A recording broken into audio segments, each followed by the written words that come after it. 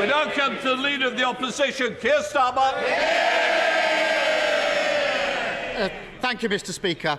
A book is being written about the Prime Minister's time in office.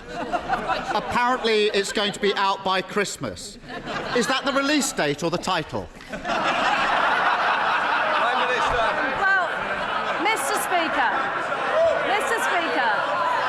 I have been in office for just under 2 months, and I have delivered the energy price guarantee, making sure that people aren't paying £6,000 bills this winter. I've reversed the national insurance increase, and I've also taken steps, and we will be taking steps, to crack down on the militant unions.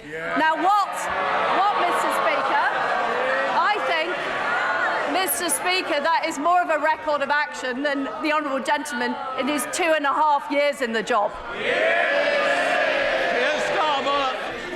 Mr. Speaker, last week the Prime Minister ignored every question put to her. Instead, she repeatedly criticised Labour's plan for a 6-month freeze on energy bills. This week, the Chancellor made it her policy. How can she be held to account when she's not in charge? Well, Mr. Speaker, our policy is to protect the most vulnerable for 2 years.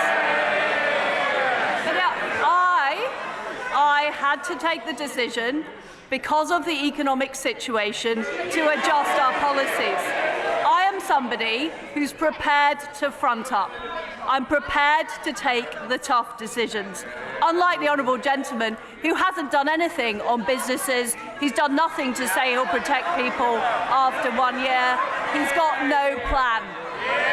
Keir Starmer. Mr. Speaker, last week the Prime Minister stood there and promised absolutely no spending reductions. They all cheered. This week, the Chancellor announced a new wave of cuts. What's the point of a Prime Minister whose promises don't even last a week? Prime Minister. Well, I can assure the right honourable gentleman that spending will go up next year and it will go up the year after. But of course, we need to get value for taxpayers' money. The Labour Party has pledged hundreds of billions of spending pledges, none of which they've retracted. The honourable gentleman needs to reflect the economic reality in his policies. Mr. Speaker, those spending cuts are on the table for one reason and one reason only, because they crashed the economy. And working people are going to have to pay £500 more a month on their mortgages. And what's the Prime Minister's response? To say she's sorry. What does she think people will think and say? That's all right, I don't mind financial ruin. At least she apologised. Prime Minister. I do think there has to be some reflection of economic reality from the party opposite. The fact is that interest rates are rising across the world, and the economic conditions have worsened. And we are being honest. We're levelling with the public, unlike the honourable gentleman who simply won't do it. And what is the honourable gentleman doing about the fact that train workers are again going on strike? The fact is he refuses to condemn the workers. We are bringing forward policies. Mr. Speaker, we are bringing forward policies that are going to make sure our railways are protected, people going to work are protected. He backs the strikers, we back the strivers.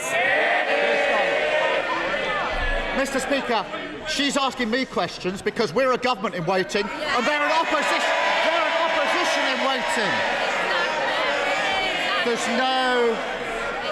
There's no getting away from this. Millions of people are facing horrendous mortgage repayments. And she's admitted it's her fault. She shouldn't have conducted an economic experiment on the British public. But it's not just her. They put her there. They're keeping her there. Why on earth would anyone trust the Tories with the economy ever again? Well, I notice, Mr. Speaker, he's not actually objecting to a single economic policy that the Chancellor Monday. He's refusing to condemn the strikers. We're on the side of working people. We're going to legislate to make sure we keep our railways open. The honourable gentleman refuses to do anything. Keir Starmer. Mr. Speaker, the only mandate she's ever had is from members opposite. It was a mandate built on fantasy economics, and it ended in disaster. The country's got nothing to show for it except the destruction of the economy and the implosion of the Tory party. I've got the list here. 45p tax cut, gone. Corporation tax cut, gone. 20p tax cut, gone. 2-year energy freeze, gone. Tax-free shopping, gone. Economic credibility, gone. And her supposed best friend, the former Chancellor, he's gone as well. They're all gone. So why is she still here?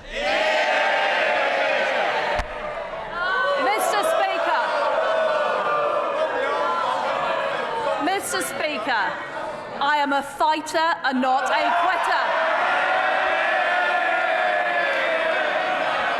I have acted in the national interest to make sure that we have economic stability. Prime Minister.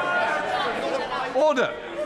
Order. I'm going to hear the Prime Minister. I suggest that all members need to hear the answer. Prime Minister. Mr. Speaker, I am a fighter and not a quitter. We have delivered on the energy price guarantee. We've delivered on the energy price guarantee. We've delivered on national insurance. We are going to deliver to stop the militant trade unions disrupting our railways. The honourable gentleman has no idea, he has no plan, and he has no alternative.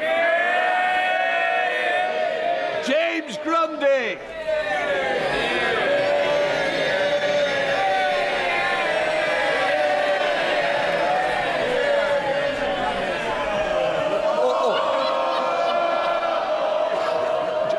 Just sit down.